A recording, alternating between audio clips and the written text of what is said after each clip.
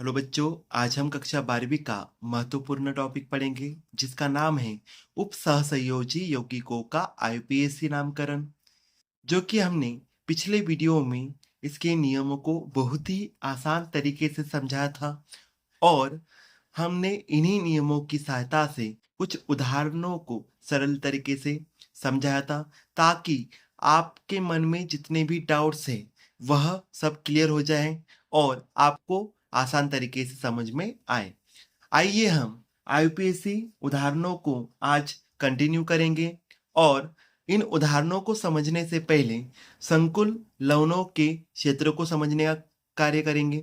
सबसे पहले ब्रैकेट के आगे का क्षेत्र धनायन का क्षेत्र कहलाता है। ब्रैकेट के पीछे का क्षेत्र ऋणायन का क्षेत्र कहलाता है। इसलिए हम कहते हैं धनायन का क्षेत्र बराबर ऋणायन का क्षेत्र।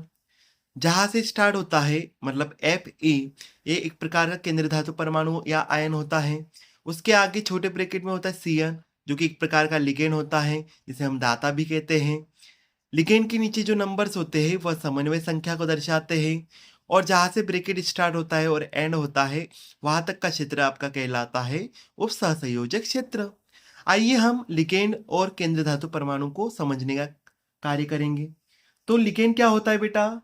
लिगेंड वह अणु या आयन होता है जिसके पास इलेक्ट्रॉन युग्म होते हैं, अर्थात लोन पेयर ऑफ इलेक्ट्रॉन्स होते हैं और ये इलेक्ट्रॉन युग्म केंद्रीय धातु परमाणु या आयन को दान करते हैं, इसलिए कहा जाता है लिगेंड और इसे हम दाता या डोनर्स भी कह सकते हैं।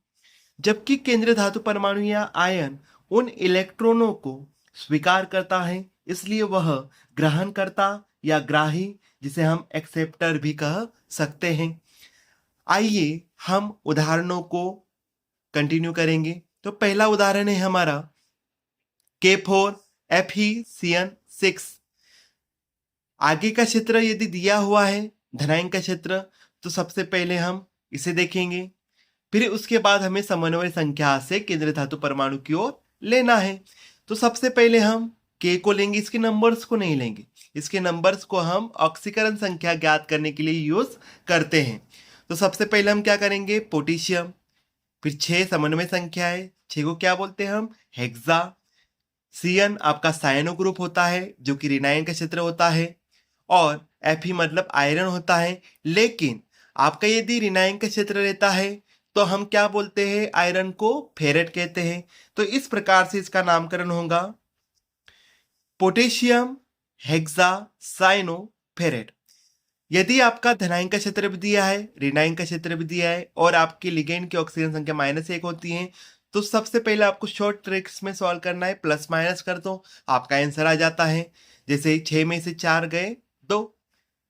आप इसे सॉल्व भी कर सकते हो। किस प्रकार से सॉल्व करोगे, आप सॉल्व करोगे जैसे आपके पोटेशियम के नंबर्स कितने दिए, 4 दिए हैं, गुना पोटेशियम की ऑक्सीकरण संख्या होती है 1, प्लस किसके लिए आपको ऑक्सीजन संख्या ज्ञात करनी है, Fe के लिए, प्लस समन्वय संख्या कितनी दी है 6, गुना साइनो ग्रुप की ऑक्सीजन संख्या कितनी है -1 बराबर 0।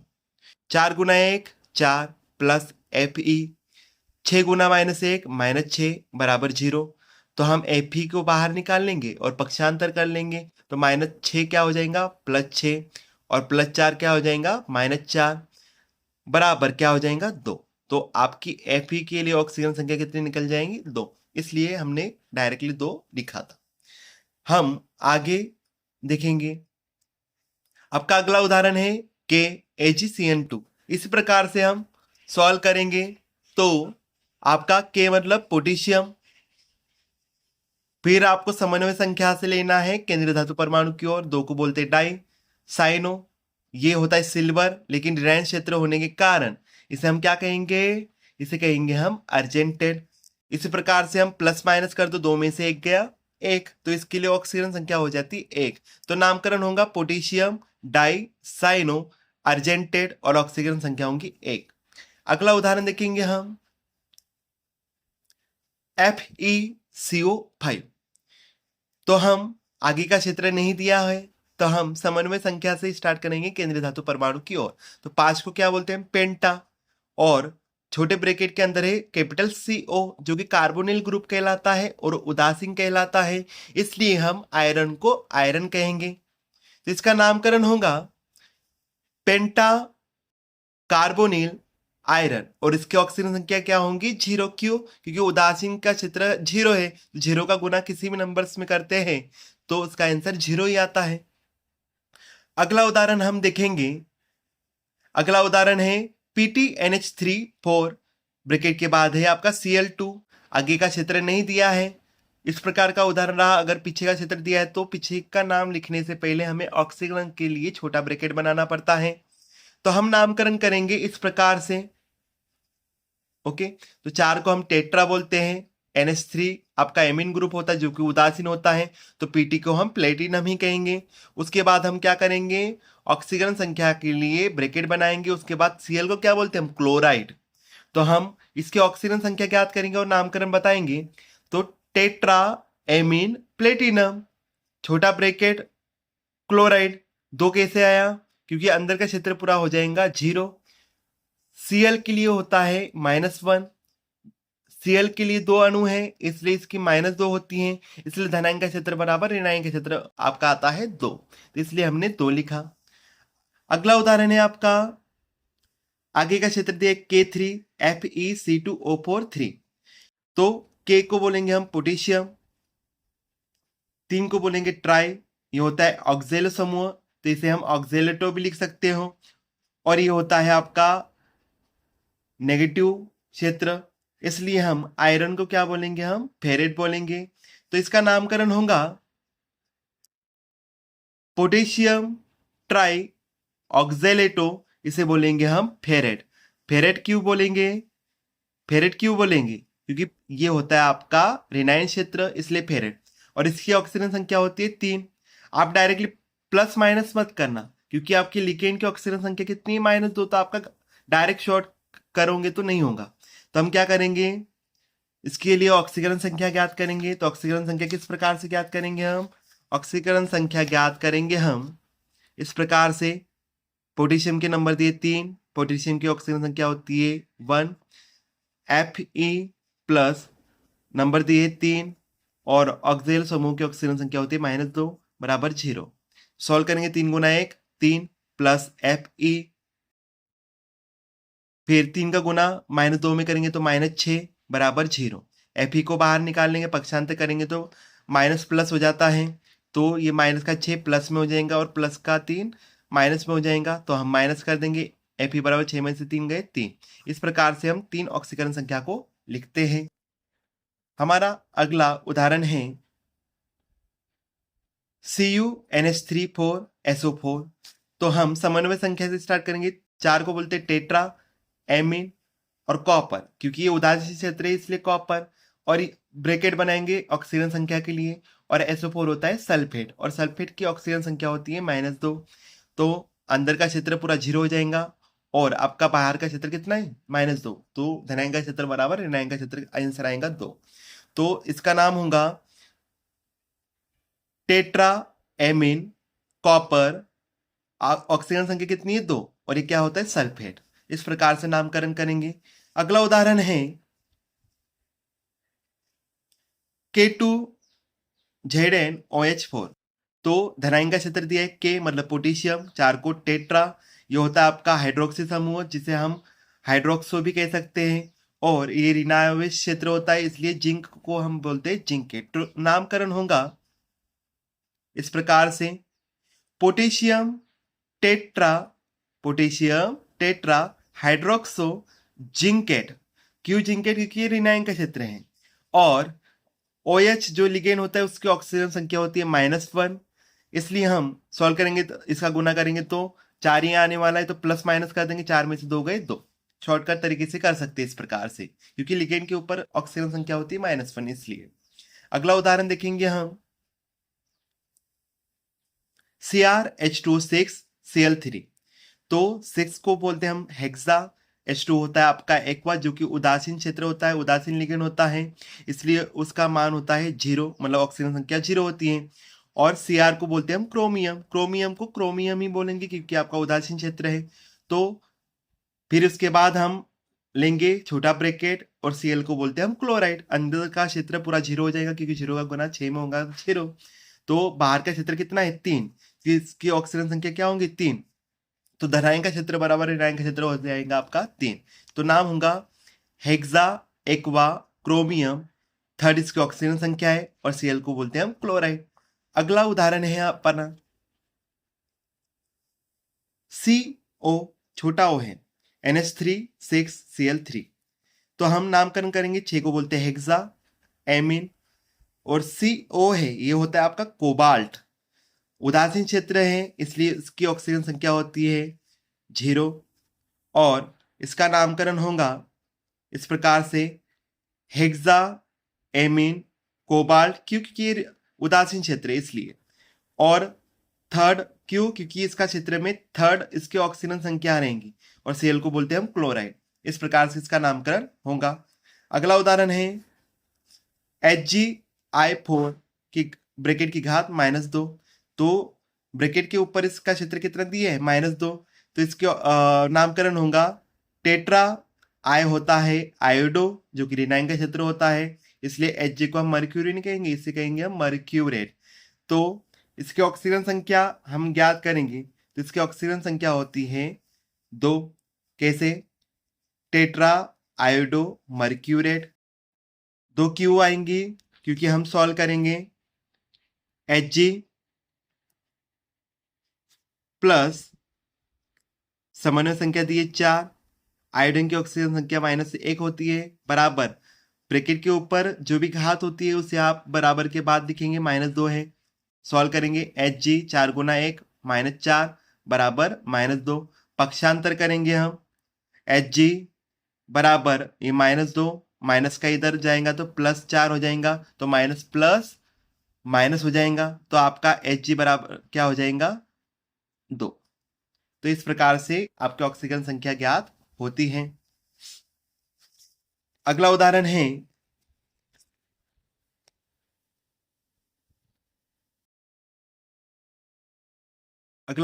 आपका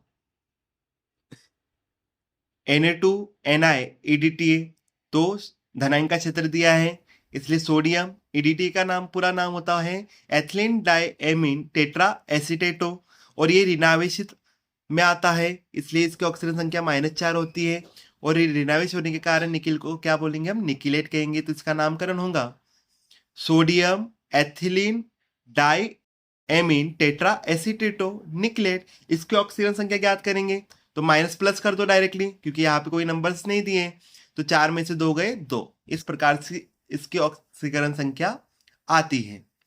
अगला उदाहरण है CrEn3 ब्रैकेट क्लोज Cl3। अगर आपका En लगता है या EDTA लगता है लिगेंड के अंतर्गत, तो आपको डाई ट्राई का यूज नहीं करना है, आपको बिस ट्रिस टेट्राकिस पेंटाकिस इस प्रकार के शब्दों का यूज करना है। तो हम 3 को क्या बोलेंगे, इसको बोलेंगे हम ट्रिस बोलेंगे। और En होता है आपका एथिलीन डायमीन, और ये उदासीन क्षेत्र होता है, इसकी ऑक्सीजन संख्या 0 होती है।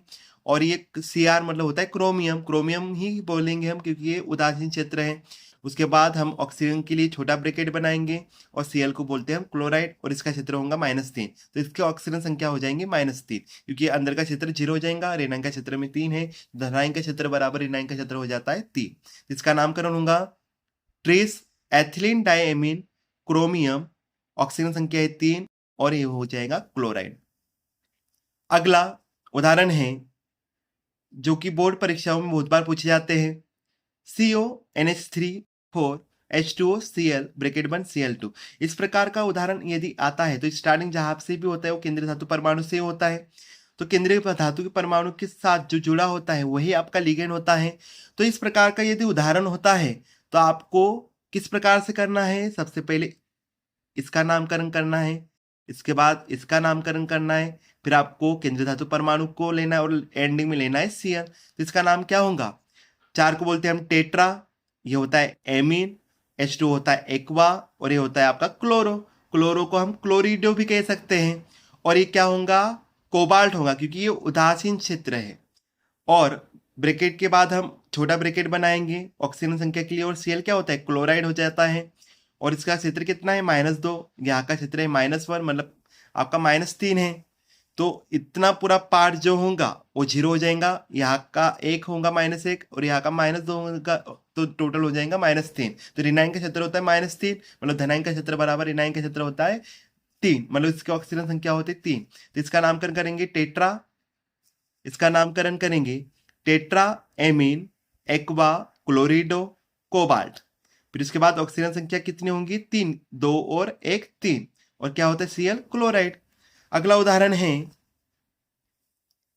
CO NH35NO2 Cl2। इसको भी इसी तरीके से सॉल्व करेंगे। पेंटाएमीन, फिर इसे लिखेंगे हम नाइट्रेटो N, और ये उदासीन होने के कारण इसे हम कोबाल्ट कहेंगे। इसके बाद छोटा ब्रैकेट आएगा ऑक्सीजन संख्या के लिए, और Cl को हम क्लोराइड बोलते हैं। इसकी ऑक्सीजन संख्या होती है -1, जिस प्रकार से क्लोरीन की -1 होती है। तो हम सॉल्व करेंगे, तो इसका नामकरण होता है पेंटा एमीन नाइट्रेटो N कोबाल्ट। इसकी ऑक्सीजन संख्या होती है 3, क्योंकि यहाँ पे 2 है और यहाँ पे -1 है, मतलब -3, और क्लोराइड। इस प्रकार से इसका नामकरण होगा। अगला उदाहरण है Na3Al C2O4 3। धनायन का क्षेत्र में दिया है आपका, तो इसे बोलेंगे हम सोडियम। 3 को बोलते हैं ट्राई, ये होता है ऑक्जेलेटो, इसकी ऑक्सीजन संख्या होती है -2, और ये होता है एल्यूमिनियम, जिसे हम बोलते हैं एल्यूमिनेट, क्योंकि ये ऋणायन क्षेत्र है। सॉल्व करेंगे तो इसका -2 गुना 3 होता है -6, माइनस प्लस कर दो, मतलब 3 ऑक्सीजन संख्या, मतलब 6 में से 3 गए 3। तो इसका नाम होगा sodium try oxalato aluminate third हमने कैसे याद किया? क्योंकि इसका -2 घात होती है, तो -2 का गुना 3 में करते तो -6, तो माइनस प्लस कर दो, तो आपका आंसर 3 आता है। अगला उदाहरण है Cr NH3H2O3 Cl3। इसका नामकरण भी इसी तरीके से करेंगे हम, मतलब 3 को बोलेंगे हम ट्राई एमीन, फिर ये एक्वा, मतलब हम ट्राई एक्वा बोलेंगे। फिर ये होता है क्रोमियम, क्योंकि ये उदासीन है। उसके बाद छोटा ब्रैकेट, फिर क्लोराइड, इसके क्षेत्र में भी 3 है, ये पूरा 0 हो जाएगा। तो इसका नामकरण होगा try amine try aqua chromium third, इसकी ऑक्सीजन संख्या, और क्लोराइड। इस प्रकार से हम आईयूपीएसी नामकरण के उदाहरणों को बहुत ही आसान तरीके से समझते हैं, और ये हर वर्ष बोर्ड परीक्षाओं में प्रश्न आता है।